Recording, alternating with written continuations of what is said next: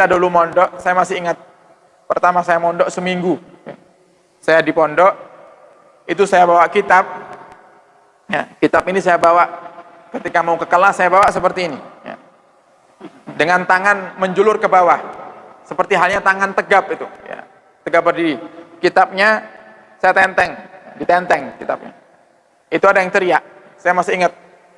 Yang teriak itu Habib Abdurrahman Al-Mutahhar, yang menegur kita.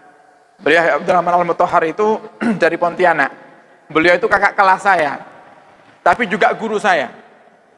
Ya, saya pengalaman belajar ilmu nahu dengan beliau.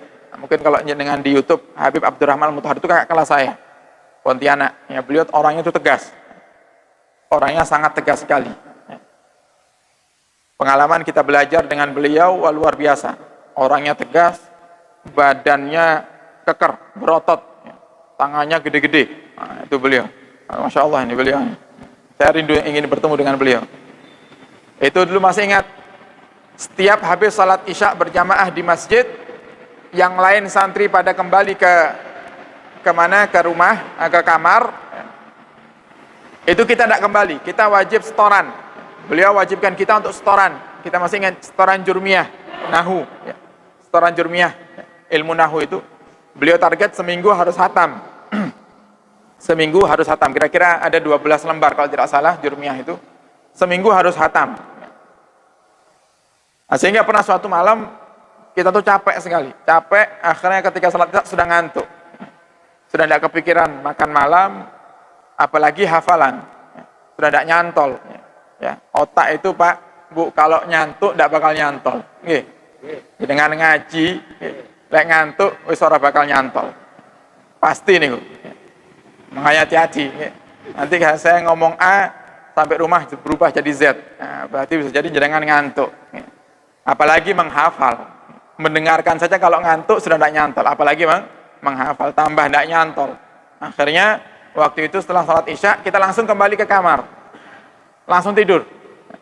Ngantuk, sudah tidak kuat, tidak tahan.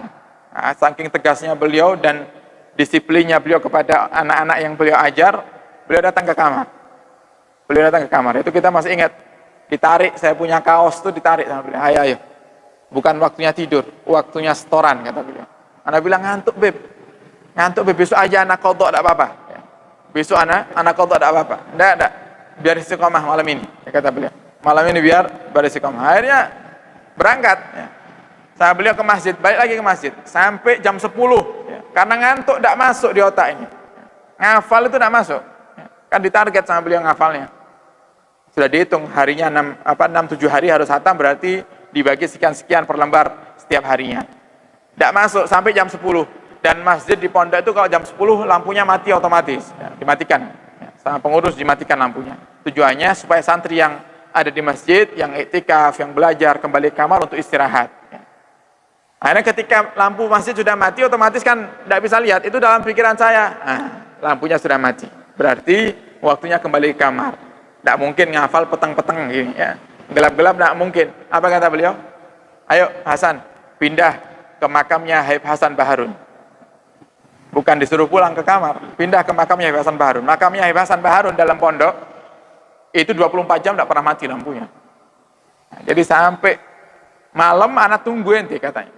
Sampai kapanpun anak tunggu ente, sampai itu setoran. Baru ente boleh kembali ke kamar. Nah, beliau itu pernah, saya masih ingat. Beliau mengingatkan kita waktu kita masih baru, beliau panggil. Beliau panggil kita. Ya, misalnya, akhi, wahai saudaraku, dengan suara yang khasnya beliau tegas. Ya. Beliau katakan, jangan ditenteng kitabnya, diangkat. Kitabnya diangkat. Padahal ini kitab tidak di bawah, ini kitab tidak di lantai. Cuman saya bawa dalam posisi tangan saya menyulur ke bawah. Sehingga sejajar dengan paha saya. Itu ditegur, suruh ngangkat. Ngangkat gimana? Ini. Nah, makanya jangan lihat kan gayanya santri di pondok. Kalau bawa kitab Al-Quran selalu gini. Nah, ini adab yang diajarkan oleh guru-guru kita. Sekecil apapun itu diperhatikan. Sekecil apapun diperhatikan. Nah, ini perlu juga kita praktekkan di rumah kita. Sekecil apapun jangan diremehkan. Karena kalau sudah kita remehkan, nanti anak ini bakal rusak moralnya. Anak bakal rusak nanti pendidikannya. Jadi harus kita kasih contoh. Kalau kita cuma mengandalkan di sekolah tidak cukup. Guru itu bukan untuk mendidik 100%. Guru itu membantu. Membantu kita untuk supaya anak kita menjadi anak yang beradab. Bukan berarti kemudian, oh dipondokkan ya sudah saya lepas tangan. Oh disekolahkan, sudah ini urusan guru. Tetap kita perhatikan. Jadi perlu kita perhatikan dalam menghormati nama Allah. Jangan sampai ada di bawah. Jangan sampai baca Al-Quran, taruh bawah Al-Qurannya. Baca Yasin, atau buku maulidnya taruh bawah. Ada namanya Allahnya. Walaupun itu buku maulid bukan Al-Quran, tapi ada nama Allah dan nama Nabi kita Muhammad SAW. Nabi Muhammad saja, ketika masuk kamar mandi, beliau lepas cincinnya. Dilepas cincinnya. Kenapa? Karena ada nama Allah dan nama Nabi Muhammad. Ada di sinilah para ulama bersepakat, oh kalau nama Allah ditulis dalam sesuatu itu harus dihormati. Harus dihormati. Apapun itu, termasuk cincin. Dalam riwayat Sayyidina Anas ibn Malik, beliau mengatakan, idza dakhala al-khala' naza'a khatamahu. Nabi Muhammad itu kalau masuk kamar mandi beliau lepas cincinnya, karena cincin Nabi kita Muhammad tulisannya Muhammadun Rasulullah. Muhammadun Rasulullah. Cincinnya Nabi itu sekaligus stempel. Jadi cincin Nabi sekaligus juga stempelnya Nabi. Jadi Nabi itu kalau bikin perjanjian zaman dulu stempel pakainya, atau enggak jempol, cap jempol. Enggak ada tanda tangan, itu tidak ada. Zaman dulu itu stempel. Nah, stempelnya di zaman Nabi Muhammad yaitu cincinnya Nabi sendiri. Jadi ditempelkan di tinta, ditempelkan di surat yang mau dikirim oleh para sahabat. Makanya di zaman Nabi kita Muhammad dilarang memakai cincin yang sama modelnya dengan cincin Nabi kita Muhammad. Tapi di zaman kita sekarang diperbolehkan karena sudah tidak dipakai stempel lagi. Kalau di zaman Nabi dilarang karena takut disalahgunakan nanti. Kalau sekarang sudah banyak dijual itu cincin-cincin tulisannya Muhammadun Rasulullah. Dipakai untuk ngingat boleh, ngingat Allah, ngingat Rasulullah. Tapi kalau masuk ke kamar mandi dilepas. Masuk kamar mandi dilepas. Apapun itu yang di situ tertulis nama Allah, tertulis nama Nabi Muhammad harus kita lepas. Nah, kalau sudah kadung masuk baru ingat di dalam gimana? Masuk ternyata ingat cincinnya tulisannya Muhammadun Rasulullah, lepas. Masukkan ke kantong. Tidak ada kantong gimana? Genggam. Tutup. Genggam. Nah, ini caranya. Jadi caranya. Kalau tidak mau ribet, ya keluar dulu. Nah, genggam harus Anda genggam terus. Waktu sabunan ya tetap digenggam nanti. Nah, kan repot. Jadi ya keluar dulu kalau mau. Keluar dulu, letakkan dulu di luar tempat yang terhormat, di atas, baru mandi lagi. Kamar mandi. Ya harus seperti itu. Kopiah juga ya. Nah, kan sekarang ada itu.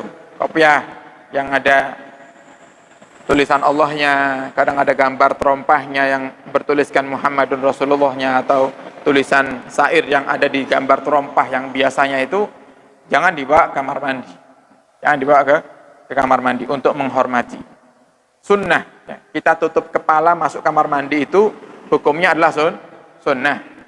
Dengan buka kitab Bidayatul Hidayah karya Ghazali, kitab yang sangat penting untuk kebiasaan, walaupun kebiasaan kecil diperhatikan oleh Imam Ghazali. Di situ termasuk adab masuk kamar mandi, sunnah pakai penutup kepala. Sunnah pakai penutup kepala, sunnah pakai sandal. Jadi atas tutup, bawah tutup. Atas tutup, bawah tutup itu sunnahnya. Cuman kalau ada nama Allahnya, cari kopiah yang lainnya, ganti. Nah, kalau kita diajarkan dulu di pondok pesantren supaya sunnah-sunnah itu tidak lupa, ada misalnya siwak, supaya siwak itu tidak lupa, sama guru-guru kita itu diajarkan kalau beli siwak jangan satu, beli agak banyak, misalnya 3, 4. Supaya apa? Supaya kita tidak lupa. Jadi ada satu siwak kita letakkan di gamis. Jadi kalau kita ke kelas, siwaknya selalu standby di gamis. Ada satu siwak kita letakkan di ranjang, karena sunnah juga bersiwak ketika bangun tidur. Bersiwak itu paling dikukuhkan sunnahnya ketika bau mulut berubah. Lah bau mulut berubah ketika bangun tidur. Jadi sunnah bersiwak. Nanti dibawa ke kamar mandi, dicuci, balikkan lagi ke tempatnya. Jadi terus seperti itu. Atau enggak, taruh siwak Di kamar mandi satu, untuk di kamar mandi ketika mau berwudu misalnya bersiwak. Kan sekarang jarang orang naruh siwak di kamar mandi. Tapi paling tidak ketika Anda pakai sikat gigi niatkan untuk bersiwak. Karena sikat gigi pun bisa diniati untuk siwak.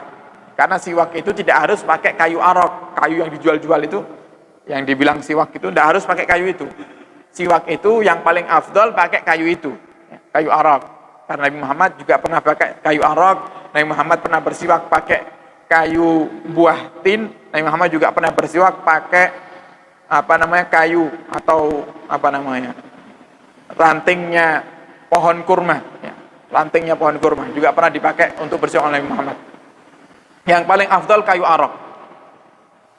Tapi kalau tidak ada sesuatu yang kasar, kata para ulama, sesuatu yang kasar, lah sikat niwan kasar, ya. Nah, masuk kategori kalau kita niati siwak kita dapat pahala bersiwak. Jadi jenengan sikatan niat, ya Allah saya niat bersiwak, niat bersiwak dapat pahala. Tidak hanya dapat gigi yang bersih tapi juga dapat pahala.